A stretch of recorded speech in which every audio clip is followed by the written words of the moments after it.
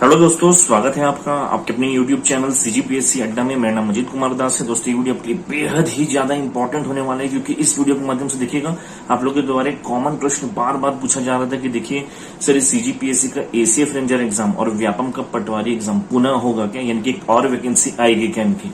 तो इस particular topic पर हम काफी डिटेल में चर्चा करेंगे। साथ साथ देखिएगा लगभग 100 पदों पर बम्पर भर्तियां निकली हुई हैं, जिसके बारे में इस वीडियो के माध्यम से चर्चा करने वाले हैं। तो अब इस वीडियो को लास्ट तक जरूर देखिएगा, ये आपके बेहद ही ज्यादा इंपॉर्टेंट होगा।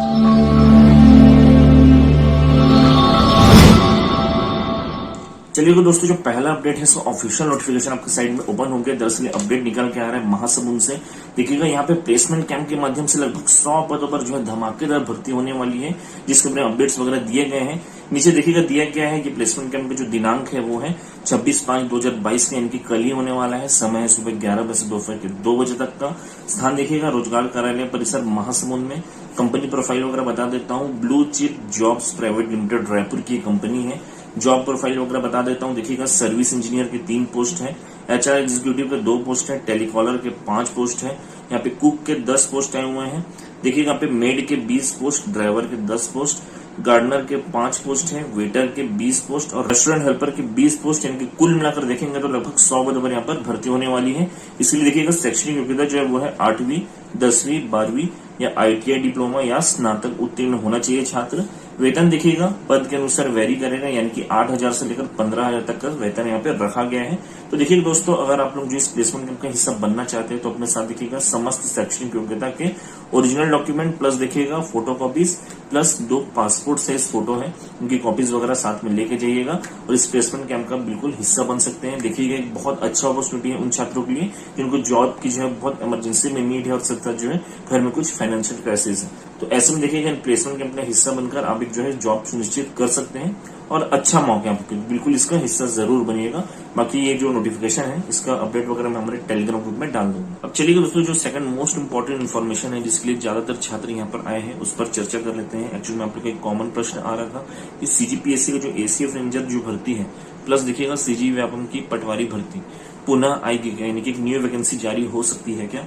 इस पर आप लोग बार बार उत्तर मांग रहे थे, क्योंकि देखिएगा कुछ यूट्यूबर्स ने ऐसा कुछ बातें रख दी थी कुछ प्लेटफॉर्म में कि ये नई भर्ती आने वाली है, फिर से आएगी भर्ती, ऐसा कुछ।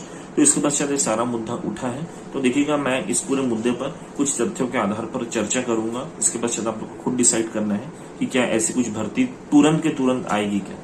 तो चलिए मैं कुछ विभागीय प्रक्रिया बता रहा हूँ आप लोगों को। देखिएगा सबसे पहले क्या होता है, कोई भी विभाग हो, जैसे कि यहाँ पे फॉरेस्ट डिपार्टमेंट या रेवेन्यू डिपार्टमेंट हो, इनके जो विभाग प्रमुख होते हैं इनके द्वारा देखिएगा जो भी पर्टिकुलर पोस्ट विज्ञापित होने हैं उस पर देखिएगा वर्तमान में कितने पोस्ट वेकेंट है प्लस कितने पदों पर प्रमोशन से खाली होने वाले हैं, उनका पूरा ब्यौरा मांगा जाता है। क्योंकि देखिएगा पोस्ट वेकेंट कैसे होते हैं, जनरली जो खाली ऑलरेडी प्लस देखिएगा कुछ पदों पर जो इम्प्लॉइज सीनियर हो जाते हैं उन लोग प्रमोट होते हैं तो पोस्ट ऑटोमेटिकली वैकेंट होते हैं। तो वैसे कर कुल मिलाकर एक टोटल वैकेंसी जारी की जाती है। अब देखिएगा टोटल वैकेंट पोस्ट का पूरा ब्यौरा जो है वित्त विभाग को भेजा जाता है, जिसके पश्चात जनरली जो देखा गया है आज तक 30 से 60% पर यहाँ पे सहमति बनती है वित्त विभाग की। यानी कि मान के चलिए यदि 100 पदों का यहाँ पे आवेदन भेजा गया है पर्टिकुलर डिपार्टमेंट के द्वारा, तो वित्त विभाग कितने पे सहमति देता है, लगभग 30 से 60 पदों पर। 100% पदों पर कभी भी सहमति नहीं बनी है वित्त विभाग की। तो देखिएगा वित्त विभाग का काम यही हो जाता है, यानी कि यहाँ पर सहमति दे दी, इसके पश्चात सारी प्रक्रिया किसके पास आ जाती है, जो पर्टिकुलर डिपार्टमेंट है जिनका वो पोस्ट है, जैसे कि यहाँ पे राजस्व विभाग या फॉरेस्ट डिपार्टमेंट। अब देखिएगा पर्टिकुलर विभाग क्या करता है, उस मंजूर पदों पर भर्ती नियम, दिशा निर्देश और सारे डॉक्यूमेंटेशन का काम करता रहता है, जिसमें कि बहुत लंबी प्रक्रिया है, बहुत समय लगता है। अब देखिएगा दोस्तों, डॉक्यूमेंटेशन के पश्चात सारा काम किसका है, जो एग्जाम कंडक्टिंग बॉडी है उनका, जैसे कि CGPSC हो गया या CG व्यापम हो गया, क्योंकि सारा डॉक्यूमेंट भेज दिए जाते हैं इन्हीं के पास। इसके पश्चात इन लोग क्या करते हैं, यहाँ पे नोटिफिकेशन वगैरह जारी करते हैं और आगे की प्रक्रिया को कंटिन्यू करते हैं। अब देखिएगा जो विभागीय प्रक्रिया मैंने बताया यहाँ पे नोटिफिकेशन जारी करने तक का, इसी में लगभग 5 से 6 महीना लग जाता है। उसके पश्चात एग्जाम कंडक्ट कराना, रिजल्ट निकालना, फिर देखिएगा यहाँ पे लिस्ट जारी करना और ज्वाइनिंग वगैरह देना, ये सब में लगभग 1 साल का समय लग जाता है। अब आपको लगता है दोस्तों कि 1 साल के समय की प्रक्रिया जो है इसको एक बार कंप्लीट करके फिर से वैकेंसी निकाल दी जाएगी, ऐसा जनरली नहीं होता है। इसके लिए हम लोग देखते हैं कोई भी वैकेंसी जब एक बार आती है, वो सेम वैकेंसी लगभग 2 से 3 साल के बाद ही आती है, तुरंत के तुरंत नहीं आती है, क्योंकि विभाग को भी बहुत सारे काम होते हैं, सिर्फ वैकेंसी ही नहीं निकालना होता। तो इसके लिए कॉमन सी चीज मैं आपको बताया जिसको आपको खुद सोचना भी चाहिए। सेकंडली देखिएगा दोस्तों, एक बहुत इंपॉर्टेंट चीज भी है जिसको मैं बताने वाला हूँ आप लोग को। देखिएगा किसी भी एग्जाम को कराने में बहुत लंबा चौड़ा पैसा लगता है, क्योंकि मैं आपको बताते हुए चलता हूँ। देखिएगा एग्जाम कंडक्ट कराने में क्या क्या प्रोसेस होते हैं, उस पर कितने खर्च आते हैं, आप खुद एक बार आइडिया लगाइएगा। देखिएगा सबसे पहले पेपर सेटिंग से लेकर पेपर प्रिंटिंग तक ये बहुत लंबा चौड़ा प्रोसेस है जिसमें बहुत पैसे लगते हैं। पेपर प्रिंटिंग आप समझते होंगे कितना कॉस्टली है अभी।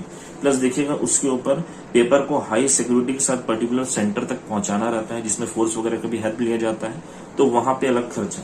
प्लस देखिएगा एग्जाम सेंटर और यहाँ पे जो पर्यवेक्षक होते हैं उनको भी कुछ चार्जेस पे करने रहते हैं, तो वो अलग खर्चा अलग हो गया। प्लस देखिएगा यहाँ पे जो आरक्षित वर्ग के जो छात्र हैं उनको यहाँ पे यात्रा भत्ता भी दिया जाता है, वो एक अलग खर्चा है। इसके अतिरिक्त लमसम में बहुत लंबा चौड़ा खर्चा बैठता है। तो जब आप ये सब जोड़ने जाएंगे तो एग्जाम को कंडक्ट कराने में करोड़ों रुपए लगते हैं। तो आपको लगता है क्या कि बार बार गवर्नमेंट एक चीज को कराते रहेगी जबरदस्ती का, जबकि अभी तो एक और चीज ऐड हो गया है कि अभी आप लोग का एग्जाम फीस भी फ्री ऑफ कॉस्ट होगी, यानी कि गवर्नमेंट को कुछ मिलना भी नहीं है छात्रों से। तो उसके पश्चात आपको लगता है कि सेम एग्जाम को 10 बार गवर्नमेंट कराएगी जबरदस्ती का, ऐसा पॉसिबल ही नहीं है। ये सोचने वाली बात हम खुद सोचिएगा एक बार। इस करके देखिएगा जो पटवारी और एसीएफ रेंजर भर्तियां प्रीवियसली हुई हैं उनका मैं आपको रिकॉर्ड दे देता हूं। पटवारी भर्ती देखिएगा 2017 में हुआ है, 2019 में हुआ है और 2022 में हुआ है। तो देखिएगा इनके बीच का गैप देखेंगे तो लगभग 2 से 3 साल का कॉमन है, यानी कि अगला जो है पटवारी भर्ती मोस्ट प्रोबेबली गुंजाइश है 2024 वगैरह में होने में या 25 वगैरह होने में, उसके पहले नहीं होने को दिख रहा है, क्योंकि इसका पैटर्न ही ऐसा है। जबकि मैं एसीएफ रेंजर की बात करूं तो देखिएगा इसकी भर्ती 2016 में हुई थी, फिर 2017 में हुई थी, यानी कि लगातार में होती है एसीएफ रेंजर की भर्ती। 2016-17 हो गई। फिर देखिएगा जब मैं 2020 वाले की बात करूं तो 2020 में आपको पता है 178 पदों पर ये वैकेंसी जारी की गई थी। तो आप लोग बोलेंगे 2021 में क्यों नहीं हुआ? तो देखिएगा दोस्तों क्या है, 2020 की जो भर्ती है वो बहुत लॉन्ग टर्म डिले हुआ है।